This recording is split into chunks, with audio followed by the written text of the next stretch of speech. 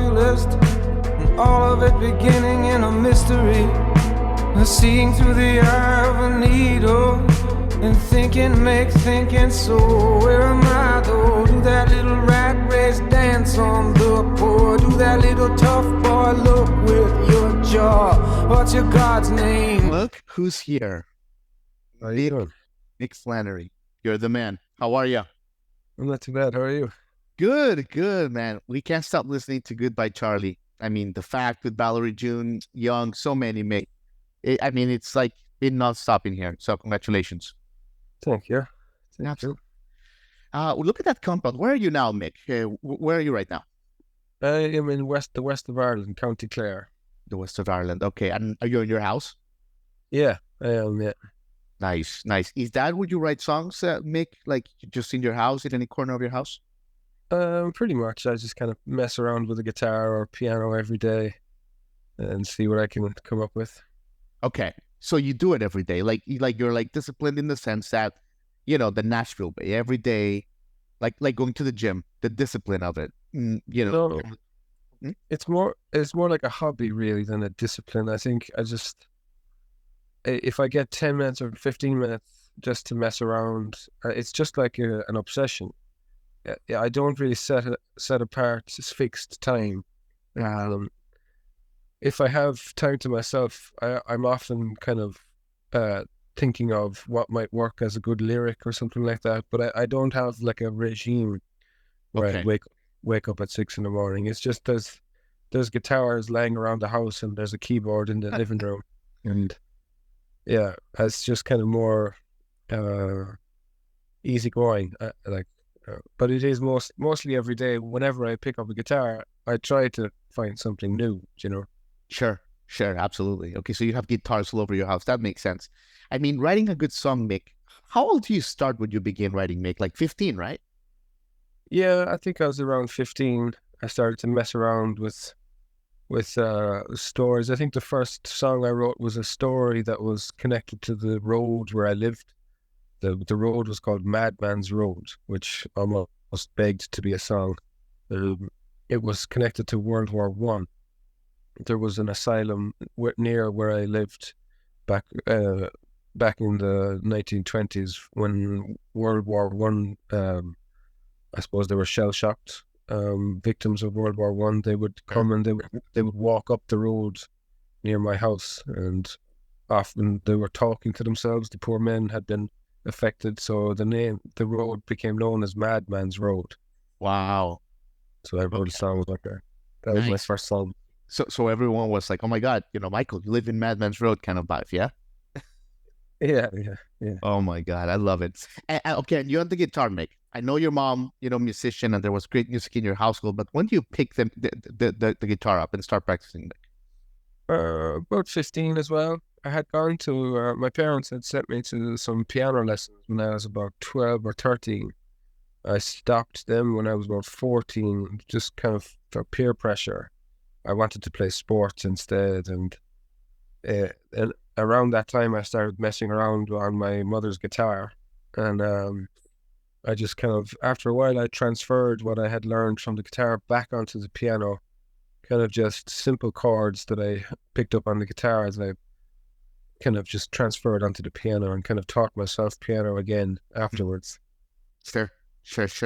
And my point, Mick, I mean, the thing is, some kids are really smart about picking up an instrument or writing a song, but in your case, I find it fascinating. It was Nirvana. It was that Nirvana Live in New York album that kind of like really kind of took all that fire and took you to like hyperdrive, was it not? Well, I mean, I think that was the reason I wanted to start to play the guitar, because when I saw Kurt Cobain for the first time, I thought he was just very cool. And the song was the Man Who Sold the World. And that song, I don't know what it was about that song. It was like a kind of a scariness to it, great musicality, a lovely chord run, and I don't know, it appealed to me. It was like a kind of a westernish type of face-off between two people, and then there was this big idea of the man who sold the world. I had really no idea what it meant. So you knew how it made you feel. Yeah, it just had possibly a lot to do with how Kurt Cobain intoned it as well, because he had such a raspy kind of sadness to his voice that probably had a kind of an inspiring effect as well. Yeah, no, absolutely. I mean that makes complete sense because your music is really emotional. It certainly brings out the feels. Um, but Mick, let me ask you about this because whenever we have an Irish talent, or I've had it in my years in Miami radio, I always like to see how the Troubles kind of influenced maybe their art, or the way you kind of grew up watching the world. How did that influence maybe just hearing from your grandparents and from your parents, kind of like, the car bombings and the IRA and all that stuff? Like, did that kind of play a part in you at all? No, because of where I grew up, I was quite detached from that history. I grew up in the very south of Ireland in Cork. I like I would have heard stories of a great granduncle who had been killed in the Civil War, but no kind of direct connection to him, as in nobody could tell me a living memory of him. And because I couldn't claim that my life was affected by it, having met people from the north, and knowing that it has definitely had an effect on them, I couldn't claim um, anything in comparison to them. I guess it's a part of what the world views Ireland as, because it's a part of our outward history, and Sure. it's something that the world knows about our past. But no, the short answer is no. I did get the nice opportunity to co-write a song with a Belfast or a Northern Irish writer, whose name Matt McGinn is his name. We wrote a song about the Troubles, but I was kind of just using his knowledge as opposed to my own to make the song. Yeah. Okay. No, that makes complete sense, Mick. And thanks for your time, by the way. We'll get to the new songs in a second, but your story is just so fascinating, Mick. Tell me and my audience, and excuse our ignorance, a little bit about the Stonemasonry, because what a beautiful thing you do. I mean, you're like an artist in its own way with that. But that started after high school. Is that right? To tell me a little bit what it is and how it started.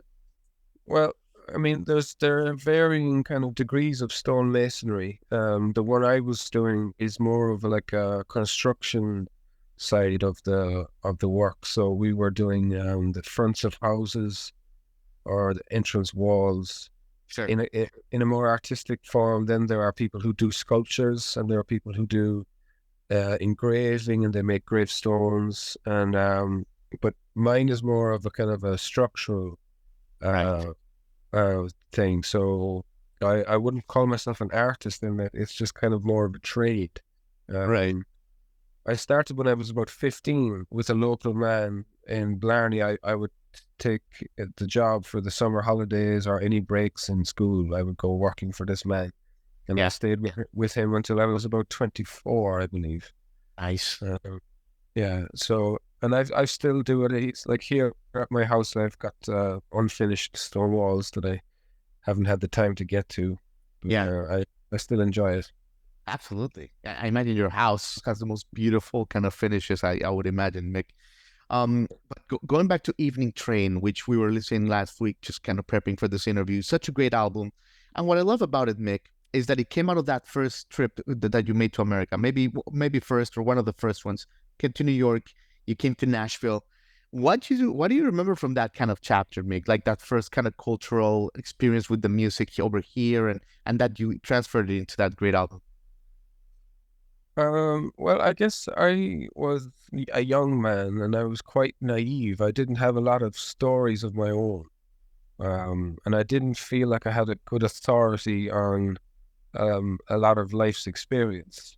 So I decided to write that album, or what was my first album, as a kind of a storyline, so that I would make up these characters, and so that I could kind of detach myself. and not feel like I was preaching from the voice of a young person, but I was actually just kind of putting words in these characters' mouths. Yeah. So that's how that kind of came about. There's some poker playing in it that I was kind of into at the time. There's some drinking and just kind of there's a kind of an ambitious theme to it. It's like one of the characters wants to just get out and get away and see what they can do with themselves. Sure. So that was probably a parallel for me and what I was going into New York to do, was to kind of figure out if I could fit in a kind of an ambitious world, I suppose, like that. Yeah. Turns out I wasn't really ready. I went home after about 3 months and just kind of went back to what I was doing. I went back to working at Stonemasonry, and I went back to writing songs, and it was a while before I revisited America again. Yeah. Yeah. Well, there's a purity to that album. Obviously, your songwriting was not as developed as it is now, but there's a purity to it that is quite beautiful. But your songwriting right now with this new album, Mick, I mean, in a song like Young, I mean, God, it's just fascinating. And I just the way you've met genres in there, it's great. But what's the genesis of this song? Because you obviously, there's this Tupac Kendrick Lamar connection, yeah? Well, that was one of the kind of inputs to it. Yeah, there was at the end of the Kendrick Lamar album, To Pimp a Butterfly, there's this outtake of what sounds like a kind of an on the road interview done. It sounds like it's done by a German or Dutch interviewer with Tupac Shakur. Right. And they're talking about kind of world politics and capitalism and what becomes of societies once they embrace too much greed, and once there's too many kind of engorged fat cats at the top. Right. And then one of his points was that you must fight when you're young, because you don't see, what he said was, you don't see too many loudmouth 35-year-olds walking around. You have to do it when you're young, when you have the passion and when you have the fight in you. So that was one of the points, and that's what kind of I think that started the chorus of the song. Then the verses are kind of a mix of what happens to people as they grow older, and what happens to their passions, I guess, and what it is their passions are about. Right. Is it just, is it fear? Is it boredom? Is it genuine altruism about the world? Do you actually care about the rest of the people in the world, or is it more about your internal struggles, your internal insecurities, or what it is that might be keeping you up at night, as opposed to the ills of the world? Amazing, Mick. Well, I don't want to hold you much any longer, so let me leave you with this, Mick. You're now signed to Oh Boy Records, obviously, of the late, great John Prine. Fiona and Tommy, great friends of our show, so shout out to them. But just tell us a little bit about this beautiful. I'm so happy that your art is housed now in Oh Boy Records. How this came to be, and just a quick note of how you are now with them. I'm very happy that it came to be, and honored and proud, and it's like, it feels like a good fit to me, thankfully. Not all my adventures into the lands of record company have been happy relationships. Most are not. Yeah. So just to be attached to the legacy of someone who is a hero of mine is a very nice thing. I've only met Fiona once or twice. I've met Tommy once or twice, both times as kind of tribute concerts to John, which I was very happy to be invited to. And I'm going to see them next week now, I believe, in America. So I'm looking forward to the whole thing. Like, they've already made mention of various connections that they have in the industry that I could maybe benefit from, which is kind of what it's all about, really. It's like good people meeting each other, and just a bit less of the capitalism is a nice touch. Well, Mick Flannery, you have said it all. We're gonna air this right before Americana Fest that you're gonna be here in Nashville. I would suggest, if you haven't been, to kind of lay low and get some rest, because that doesn't stop that whole week. But you're gonna rock. You're gonna be one of the breakout stars of the week, and we can't wait to see you perform. Thank you so much, Mick Flannery. Thank you very much. Thank you. Nice to talk to you. Bye.